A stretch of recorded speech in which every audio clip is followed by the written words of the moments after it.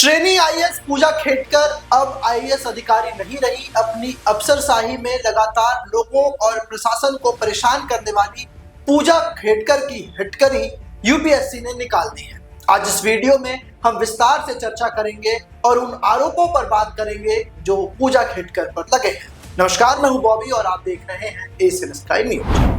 Trainee IAS Pooja Khedkar अब अफसर नहीं रही। यूपीएससी ने बुधवार को उनका सिलेक्शन रद्द कर दिया और कहा कि वो भविष्य में यूपीएससी का कोई एग्जाम नहीं दे पाएंगी। पूजा पर उम्र, माता पिता की गलत जानकारी, पहचान बदलकर तय सीमा से ज्यादा बार सिविल सर्विसेज का एग्जाम देने का आरोप था। यूपीएससी ने दस्तावेजों की जांच की। इसके बाद पूजा को सीएसई 2022 के नियमों के उल्लंघन का दोषी पाया गया। पूजा को यूपीएससी एग्जाम 2022 में 841वीं रैंक मिली थी। वो 2023 बैच की ट्रेनी आईएएस अधिकारी थी।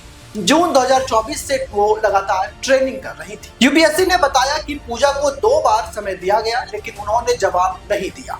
इसके अलावा पूजा ने कई रूल्स तोड़े। यूपीएससी ने अपनी प्रेस रिलीज में बताया कि पूजा ने पहचान बदलकर तय सीमा से ज्यादा बार सिविल सर्विसेज का एग्जाम देने के लिए 18 जुलाई को कारण बताओ नोटिस जारी किया गया था, लेकिन उसमें कहा गया था कि पूजा को 25 जुलाई तक अपना जवाब देना था।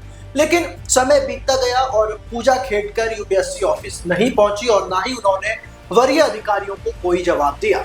जरूरी दस्तावेज जुटाने के लिए 4 अगस्त तक का समय पूजा ने मांगा। इसके बाद यूपीएससी ने कहा कि अगर 30 जुलाई को वो दोपहर 3:30 बजे तक नहीं आएंगी तो उनके ऊपर अगली कार्रवाई की जाएगी। इसके अलावा यूपीएससी ने इसमें बड़ी जांच प्रक्रिया को आगे बढ़ाया। 15,000 से ज्यादा डेटा को इकट्ठा किया गया और इससे ये पता नहीं चला कि पूजा ने कितने अटेम्प्ट्स दिए। पूजा खेड़कर के केस के चलते यूपीएससी ने 2009 से 2023 तक 15,000 से अधिक रिकमेंड किए गए उम्मीदवारों के डेटा की जांच की। इसमें पाया गया कि उनके अलावा किसी अन्य उम्मीदवारों ने सीएसई नियमों के तहत अटेम्प्ट से ज्यादा अटेम्प्ट नहीं दिए। मिस पूजा मनोरमा दिलीप खेड़कर का मामला एक ऐसा मामला था जिसने अपनी पहचान बदली और कई बार यूपीएससी को ही चकमा दे दिया। उन्होंने कई बार न केवल अपना नाम बल्कि अपने माता पिता के नाम को भी बदलकर परीक्षा दी थी। इसलिए यूपीएससी की स्टैंडर्ड ऑपरेटिंग प्रोसीजर यानी कि एसओपी उनके अटेम्प्ट की संख्या का पता नहीं लगा सकी। यूपीएससी अपनी एसओपी को और मजबूत करने की प्रक्रिया में है ताकि पूजा खेड़कर जैसी कोई और नटवर दाल पैदा ना हो सके। अब आपको बता दें कि इस पूजा खेड़कर का जब कैसे ये मामला सामने आया, लाल बत्ती लगी ऑडी कार में सबसे पहले पूजा खेड़कर अपने ऑफिस पहुंची थी, जहां पर वो अपने वरीय अधिकारियों के अंदर ट्रेनिंग कर रही थी। इसके बाद उन्होंने सीनियर अफसर को धमकाना शुरू कर दिया।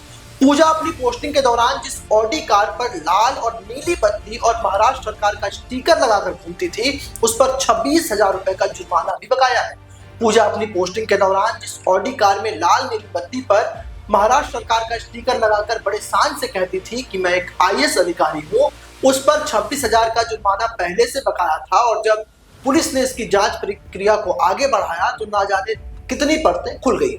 पूजा सबसे पहले पुणे में ट्रेनी अफसर बनी। इस दौरान उन पर सुविधाएं मांगने का आरोप लगा। एक वरिष्ठ अधिकारी के चैम्बर पर कब्जा करने की शिकायत भी सामने आई, क्योंकि पूजा चाहती थी कि उन्हें एक अपना अलग कैबिन मिला जाए।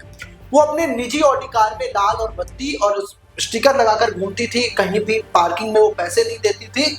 इस तरीके का मामला जब वो सामने आने लगा तो उसके बाद वरीय अधिकारियों को भी उस पर शक हुआ।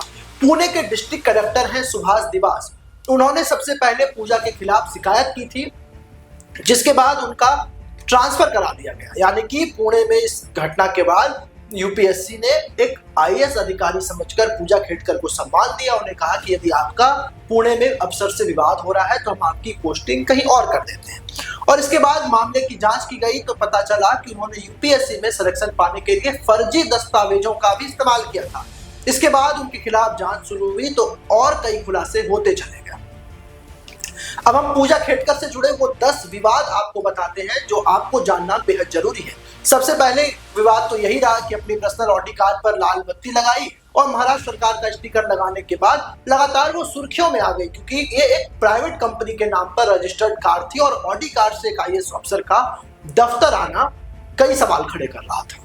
इसके अलावा असिस्टेंट कलेक्टर के रूप में उन्होंने सबसे पहले ज्वाइनिंग मिली, तो वो पहले से ही वीवीआईपी नंबर प्लेट और सरकारी गाड़ी, अपने आवास, स्टाफ के साथ चैम्बर और एक सुरक्षा के लिए कांस्टेबल की मांग कर रही थी।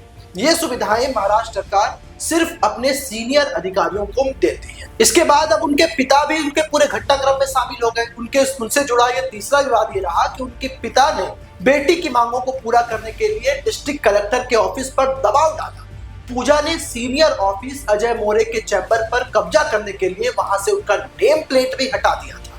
चौथा विवाद था कि खुद को ओबीसी कैटेगरी से होने का पूजा ने दावा किया था, जबकि ओबीसी सर्टिफिकेट के लिए पेरेंट्स की सालाना इनकम 8 लाख या उससे कम होनी चाहिए, जबकि चुनावी हलफनामे में उनके पिता की सालाना इनकम 43 लाख रुपए और कुल संपत्ति 40 करोड़ से अधिक की थी।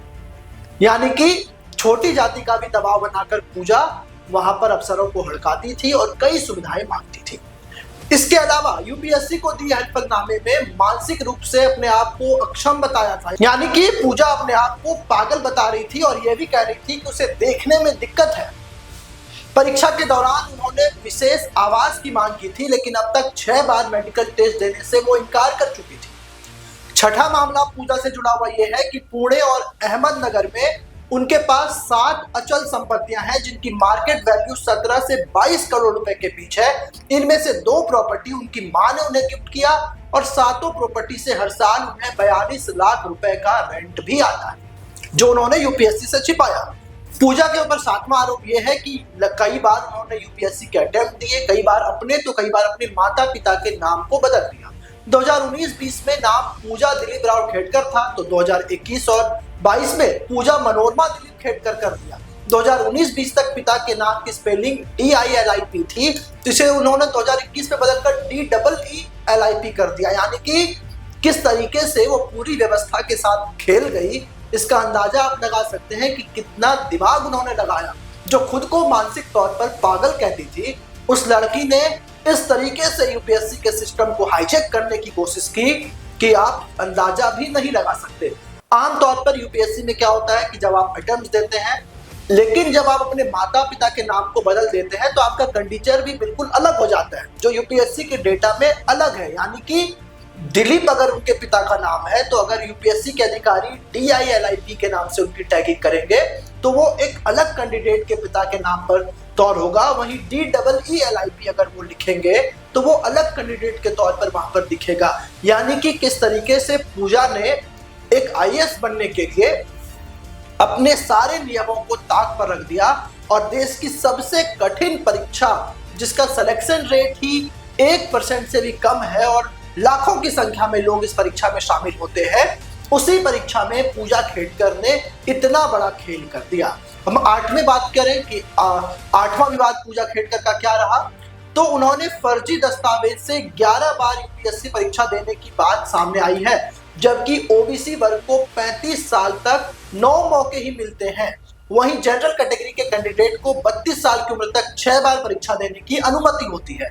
9वें विवाद पर बात कर ले, पूजा ने सेंट्रल एडमिनिस्ट्रेटिव ट्रिब्यूनल यानी कि CAT में 2020 में लगाए आवेदन में अपनी उम्र 30 साल बताई थी। वहीं 2023 में दिए गए आवेदन में उन्होंने अपनी उम्र 31 साल बताई, यानी कि 3 साल के अंतराल में उनकी उम्र सिर्फ 1 साल ही बढ़ी। ऐसा कैसे हो सकता है? और 10वां विवाद ये रहा कि पूजा के कई विकलांगता सर्टिफिकेट सामने आ चुके हैं। 2018 और 2021 में अहमदनगर डिस्ट्रिक्ट सिविल हॉस्पिटल की ओर से जारी 2 विकलांग सर्टिफिकेट यूपीएससी को सौंपे गए थे और नियमों के तहत सर्टिफिकेट के लिए आधार कार्ड अनिवार्य है, लेकिन पूजा के सर्टिफिकेट में राशन कार्ड लगाया गया था। तो ये थी पूजा खेड़कर की पूरी कहानी और उनका पूरा काला चिट्ठा। आप भी देखिए इस वीडियो को, अपने दोस्तों के साथ भी शेयर कीजिए और ऐसे ही तमाम खबरों के लिए आप हमारे साथ बने रहिए।